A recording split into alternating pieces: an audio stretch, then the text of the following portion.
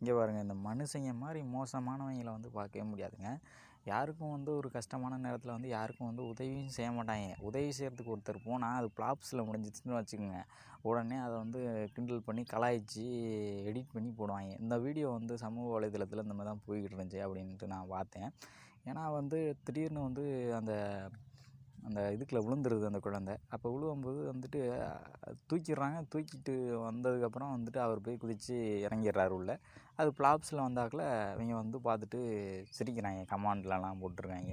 அப்போ பாருங்கள், நீங்கள் உதவியும் செய்ய மாட்டீங்க, உதவி செய்கிற ஒருத்தர் வந்து வரும்போது அது ப்ளாப்ஸ் ஆயிடுச்சு அப்படின்னா அவங்கள பற்றி கிண்டலும் பண்ணிக்கிட்டு இருப்பீங்க. யாரா நீங்களாம், மனுஷங்களா? இல்லை எனக்கு ஒன்றும் சொல்ல முடியலை பார்த்துக்குங்க. இப்படி தான் இருக்காங்க.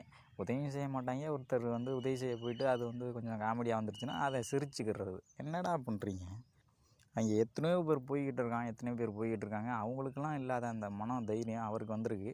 அதை பாராட்டாமல் அவங்க வந்து கிண்டல் பண்ணி சிரிச்சுக்கிட்டு இருக்காங்க. எவனாவது போய் டக்குன்னு வந்து இறங்கி காப்பாற்றலான்னு முயற்சி பண்ணிங்களாடா? சும்மா தானே கண்டுக்காமல் போய்கிட்டு இருக்காங்க. ஆனால் அவங்கள நீங்கள் எதுவுமே சொல்லாமல் இவரை வந்து ப்ளாப்ஸில் முடிஞ்சிருச்சு அப்படின்ட்டு இவரை வந்து கேலி கிண்டல் பண்ணி சிரிச்சுக்கிட்டு இருக்கீங்க. என்னங்கடா நீங்களாம்?